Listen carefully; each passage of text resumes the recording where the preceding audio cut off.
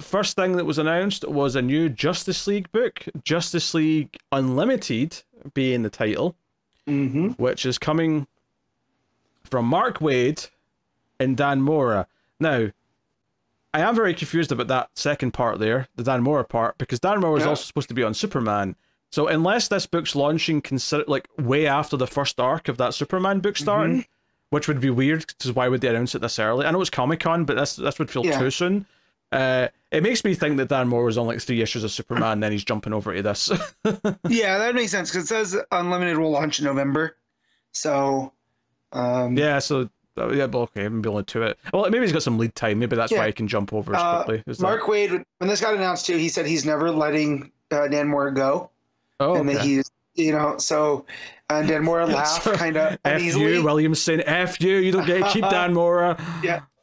And so, you know, it seems they have a pretty good relationship working. So, yeah, you know, maybe Moore also just wants to do the mainline Superman book. Now that I'm saying this, though, I'm like, how can he have lead time? He was just on, like, we just did a Dan Mora book last week, and he's got another book next month, I'm sure. Yeah, I don't know. The man's a damn powerhouse. He's a workhorse.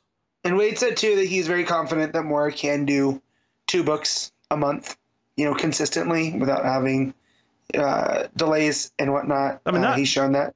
So that is weird for an artist, though. That is weird. It's almost unheard of, especially when the work's good. Yeah. So we'll see how that goes. It wouldn't surprise me though if he ends up dipping out of Superman a bit more often just to keep up on the other one. But yeah, I mean, it's an interesting lineup here. I mean, you've got a few of the obvious ones, you know, Superman, Batman, Wonder Woman, but the Trinity. Yeah, but we got Star Sapphire and we got Captain Atom on this team. Captain Atom. We had a Martian Manhunter, Black Lightning. So I'm wondering if it's going to have a rotating cast around the Trinity, like the old cartoon. Yeah, I could see that. I mean, the image they put out doesn't have Black Lightning or Martian Manhunter on it, from what I can see. So I saw art from before that had, it was like a cover that had them on there. So that's how I knew they were there. At least I thought I saw Manhunter. I know I saw Black Lightning.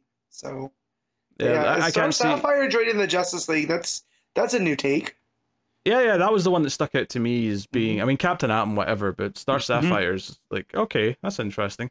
Yeah. So, I mean, obviously, we kind of even guessed, not this exact thing, but we did kind of say, oh, we're probably due a new Justice League book after all this Absolute Power stuff wraps up, and it wouldn't be shocking if Wade was the one, especially since Wade obviously left Shazam, he'll be done with Absolute Power. It kind of made a lot of sense that he might be on one of the new big books. And here it is. Flagships. Yeah, and Justice League Unlimited, I mean, I don't know if the name Unlimited's ever had much of a history in the comics itself, but obviously the animated series is a big sort of, you know, a big gem in the cap of DC as a whole. So them using that name's fun. And maybe the reason why they're using that name is because they do want to rotate a lot of the team from arc to arc. So yeah, so I wonder if this is why he jumped off of Shazam, right? Was to start getting lead on Justice League.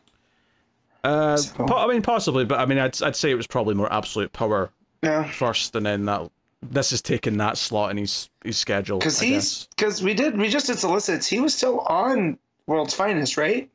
Yeah, but that's been true through all Absolute Power. Yeah. No, that's what I know. So you know, so he just trades one for the other. So two for him too. It's about right. Yeah. No, very exciting. Mark Waid, Justice League. I mean, he's not a stranger to a Justice League book. He did it back, you know, Justice League of America, way back when. So, very, very exciting. Yeah, no, I mean, I can't be mad at this news. I'm sure if Connor was here, he's like, oh, it's another Waid book, and we're used to Waid on characters or something. Okay, and why are you mad that he's doing something he's good at? Yeah. Also, he's on Action as well, right? Wasn't that announced last week? Yeah. He's doing him and Tamaki on the backup. Oh, that might just be a 1 month thing. Yeah. Because it was weekly for that month. Yeah, so cool. Justice League Unlimited. So we're still getting new big book announcements for later in the year. And then the other one, and this was also something that we speculated was coming, which was now that they've done the Trinity in terms of like absolute Batman, Superman, Wonder Woman books, we kind of expected that there might be some more down the pipeline. And sure enough, we have the 4th Absolute book. We have Absolute Green Lantern. And interestingly, not only is it exciting who's writing this book, it's notable because it's the first time they've done a DC book. And that is Al Ewing, who I think we all kind of greatly love via Indestructible Hulk. Or Mortal Hulk, not Indestructible. There's been too many Hulks with different funnily enough, Mark Waid was on Indestructible Hulk. Oh, that's right. I remember reading that. Yeah, Hulk worthy. That was that moment. There you go. So yeah, this is super interesting. Also, Absolute Flash. Absolute Flash by Jeff Lemire and Nick Robles. Tim heard about it and got very excited because he loves Jeff Lemire. And then Connor corroborated it, so I just corroborated it. Yeah. Yeah, okay, so Al Ewing's doing Absolute Green Lantern, which they mentioned is going to be a very different take, much like the other Absolute books. It's going to be a first contact story, and they mentioned that it's going to have at least Hal, John, and Joe, interestingly, in the book. Very cool. So, interesting to see a lot of writers really latch on to Joe. Ever since she's such a fresh slate, right? You know, she's the newest of the Lanterns. Yeah, no, it's an interesting mix, so that's very cool. Very interesting to see what they do with that, and it sounds like a super sci-fi story, and it sounds like they're going in a very different direction, so that's cool. And then, of course, Absolute Flash, which I'm just learning about now, apparently. Yeah, that's because it was in the same article as the Justice League story. That's why I didn't see it. I just didn't read the whole article. Yeah. So yeah, Absolute Flash with Jeff Lemire, which is cool. Like Lemire's back in a DC book, and it really, I mean, when you look at that Absolute line of books, like, it really is like an all-star lineup down the entire line. Scott Snyder, Jason Aaron, Kelly Thompson, Al Ewing, and now Jeff Lemire. It makes me think if they're going after the big 7. Right, so there'll be 7 of these Absolutes. I mean, maybe. I don't know if I see Absolute Aquaman. Yeah. I don't know if I do. If part of me even thought they might only just do the Trinity for a while and then announce stuff for later, but I mean, no, they're doing Flash and Green Lantern are absolutely the next 2 that you do out of the team. It is interesting though, because part of me, like, I'm hoping, obviously I really like all these, I'm hoping these are great things to talk about and read.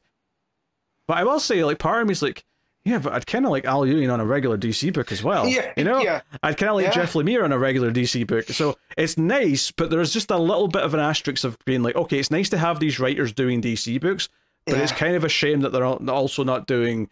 And don't get me wrong, Lemire's best stuff at DC, I think, was Animal Man, and it was a very niche character rather than one of the bigs. Well, you know, obviously did a little bit of time on Green Arrow, people like that a lot. But Al Ewing has especially proved that he can do long runs with established mainline characters over at Marvel. So I would kill for an Al Ewing run on, you know, a nice long 50-issue or something run on whatever appeals to him, honestly. Like, and I wonder if that has to do with Aaron coming over, because I know they're pretty close. Like, maybe. I mean, Aaron's been dipping his toes recently. Yeah. In so I'm wondering if he helped kind of like, hey, come work on this. Now, of course. Should mention that this could absolutely be the first step in the door, and this has happened before with other writers where they'll do one little thing and then all of a sudden they've got 2 ongoings or whatever. Like, that happens. It's happened with multiple writers. Even Tom Taylor back in the day, you know, he was just the guy doing Injustice, but all of his good stuff, well, not Injustice, I never read it, but all of his important main stuff that people were really noticing was over at Marvel, and then all of a sudden he was over at DC doing several books, and here we are now. So this could just be the first step towards Al Ewing being on a regular book. So the first thing I remember reading from Tom Taylor wasn't even Injustice. It was a Rebirth Earth 2. He took over from James Robinson. I mean, New 52 Earth 2. Yeah, that's what I meant. New 52. Sorry. Earth 2. And I remember reading it and being like, who is this guy? And he took some, you know, weird shots at stuff. And I was like, Tom Taylor, Australian. Huh. And Who is this Australian? Yeah. And so, and then he started blowing up over at Marvel afterwards, and I was like, oh, okay. And then he came back to DC, and he's become our patron saint of the show. So, Yeah, no, so honestly, all three of these books sound good to me. Like, it feels like we're going to have a much more robust, exciting overall lineup of books on a week-to-week basis based on all these announcements. So, can't say I'm mad about any of these. And it definitely feels now with the announcement of Flash and Green Lantern, it does feel like this is DC's Ultimate Universe kind of at play. I mean, it's concurrent. It's not replacing anything. No. So if you just want to read those, you could, right? Or if you don't want to read those, you can just read the mainline stuff as well. Have they spoken much about them all interconnect? Like, are they all existing in the same universe? Have they said that? I don't know about that, but I do know Scott Snyder and Josh Williamson said when it first got announced that there are plans to cross them over into the mainline. So that's right. It would make sense that they all are set within the same world. They probably are. It was just like they all sound so like standalone, which is they should because they're all establishing new versions of the characters. But it just I do wonder if we are going to get to a point where there's an absolute event where it's just the absolute characters all joining up for something, which could be fun. Like, I'm not against that happening, but just don't rush to it. You know, take a year. You know, tell all the not origin stories necessarily. I mean, they probably are. But remember, it took I think a year and a half for Ultimate Spider-Man to cross over with Ultimate X-Men, which that's a pretty big lead time. Yeah. You know, for something new like that. I think part of the benefit of, and this was true of the Ultimate Universe for a time. Obviously, eventually it might have spiraled out of it, but is that when you only have, say right now, we only get these 5 absolute books. Yeah. It's a really manageable amount to keep up with and feel like you're, you know, there's not a ton of little books, there's not a ton of little things. It's 5 books to keep a hold of, and then when they eventually have an event, it's like, okay, I've been reading all 5 of these books, I'm invested in every single corner of this universe. It feels more, like, more... You can comprehend the whole thing. You can keep up to it. It's not too much. That's kind of the appeal in some ways, is like, okay, when Ultimate Spider-Man and X-Men have a crossover, it's like, oh yeah, but it's just 2 things. It's like watching 2 TV shows that have a crossover, as opposed to, oh, I feel the need to keep up with 25 comics a month because I'm... It feels like that's what The Boys is becoming, right? Like, you have 16 boys shows by the end of it. It's its own comic book imprint. Yeah.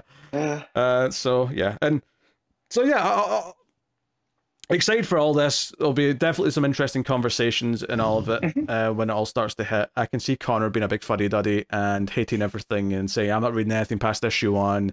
So he'll have 3 DC books a week. I know he didn't say this, but when we said Jason Aaron on Absolute Superman, I heard him go, pass. Like, you know.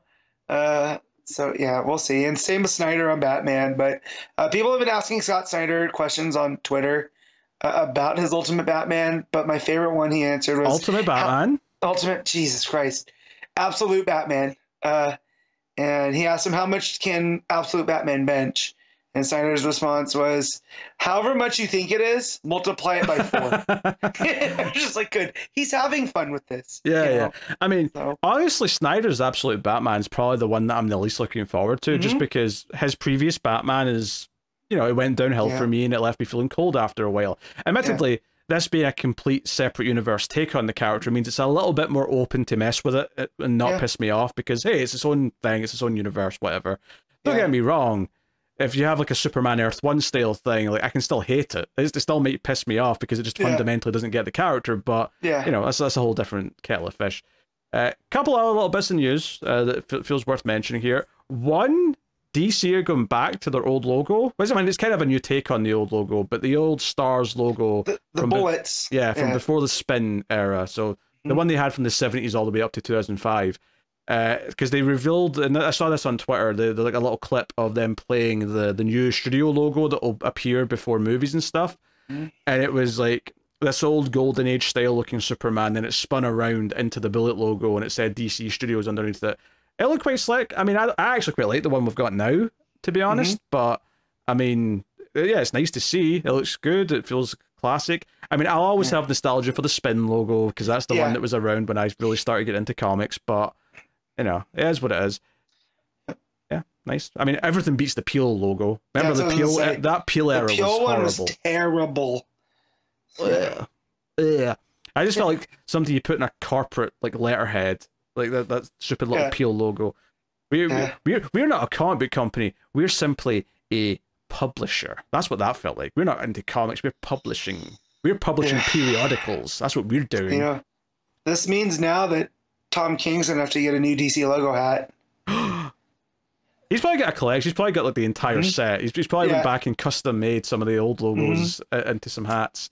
Yeah. Fun stuff. But no, that old the Bullet logo, the Bullet Shield type one is definitely nostalgic. Goes back to, me being a kid and looking in the grocery store when comics were still on newsstands.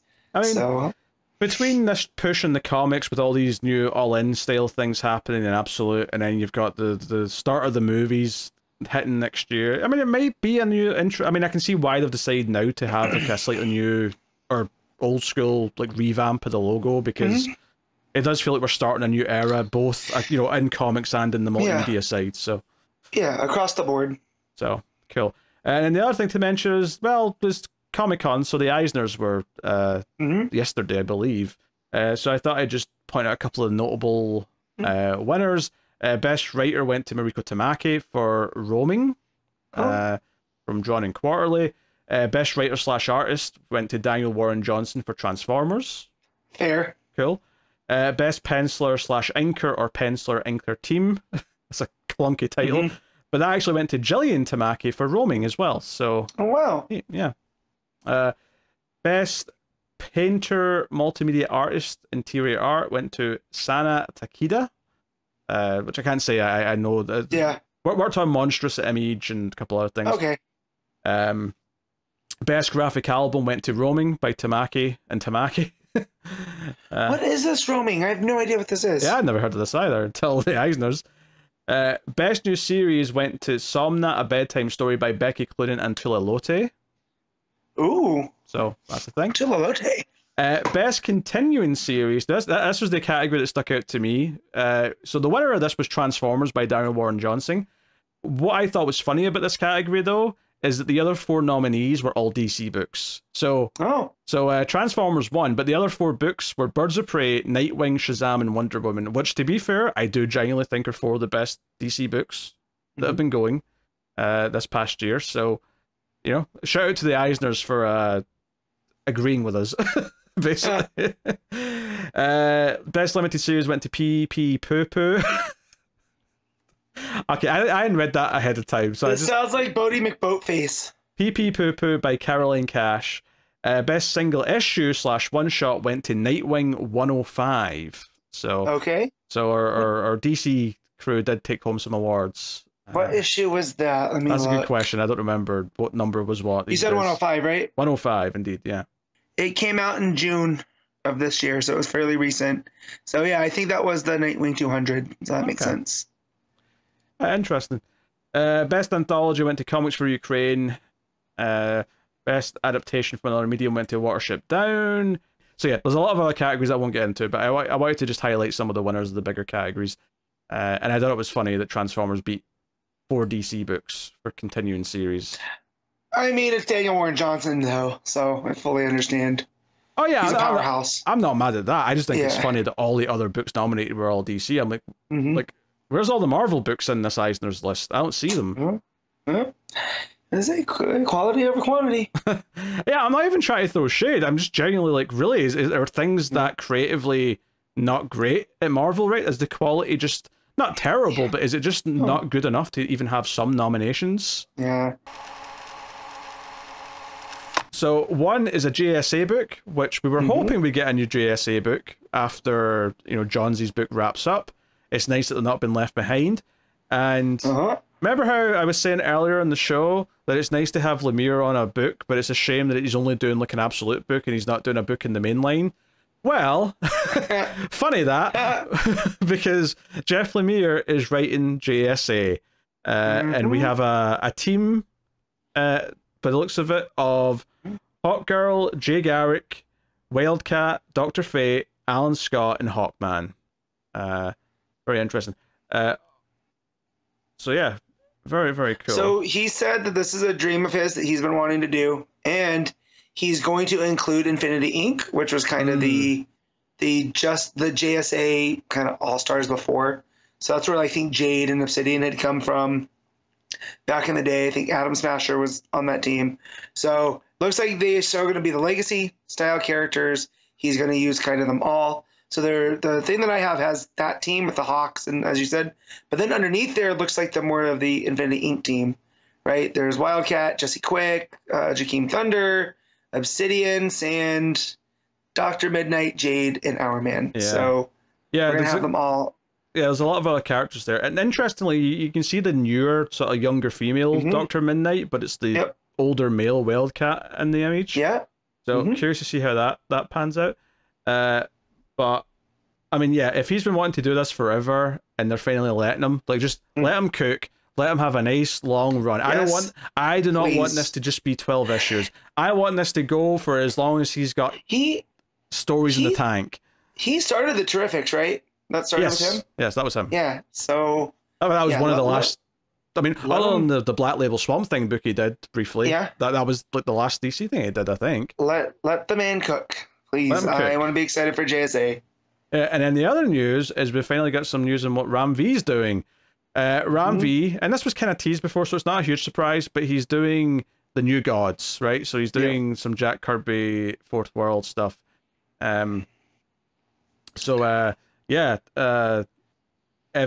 Cagle is doing some cover art for this. This is his DC debut. But yeah, I mean, this was sort of like just sort of tucked away into the announcement with the GSA stuff. I think Ram V was talking about it on Twitter, so there's not a lot of information right now. But there is a cover, like as a lot of these have had, and this is starting a little bit later as well. I think this is starting in December. December.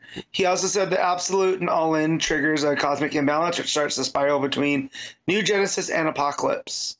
And it's also a story about fatherhood. So, yeah. Oh man, I'm just imagining like the writers' retreats here, where you've got Ram V, Tom Taylor, Al Ewing, Jason Aaron, Scott Snyder, Kelly Thompson, Tom King. I'm imagining, like, honestly, if you just took out Williamson, right? If you just remove Williamson from the equation, you've got like such and Mark Waid. I even mentioned Mark Waid there. Like the idea that they're kind of all concocting where the DCU is going for the next couple of years with all this shit is actually very exciting to me. If I had to pick names to go, those are the ones that I would pick. So whatever DC's doing, just keep it up. If anything, I just hope Ram V's on another book as well. But I mean, if this is what he's doing, if this is what he's putting all his focus on, because he's doing other projects, other indie stuff, then that's fine. But do a small book as well. Go on, take a little I don't know, like pick a C-list character you like Ram V and do a little cool story with them. I'd be up for that. Yes. Or actually, give us season 2 of The Vigil. Which they did promise, to be fair. Yeah. So maybe that's the other book that he's going to be working on too. This is not ready yet. Ready to announce, but very, very exciting to be a DC fan right now. Yep. I'm also seeing some covers for this. They're doing that Green Lantern Corps special before the new book launches. The Civil Corps. Yeah, there's a cover with Guy, John, Hal, Joe, Jess, and Kyle on it. Which is pretty cool. I mean, sucks for Baz, but it's nice to see everyone else. Seemingly forgetting Baz, Yeah, I'm just glad Jess hasn't been forgotten because she's my favorite, and I don't want her to be forgotten. Like, I would happily lose Guy if we're making room for other Lanterns. How dare you? Anywho, who's gonna show up and be the kind of villain in these other kind of books? Not Simon. It's gonna be Guy. Oh, I mean, like the jerk, not a villain, just the jerk. Yeah, but he's kind of the side of the antagonist. He's working against our protagonist in different ways. So yeah, honestly, it's actually kind of great but scary how many of the books that have been announced all sound good. It makes it easier to drop stuff like Green Arrow and Flash right now. Yeah. So Yeah, so just for the record, I think Fourth World or New Gods rather, is December, but it sounds like some of the other things we've talked about today are coming in November.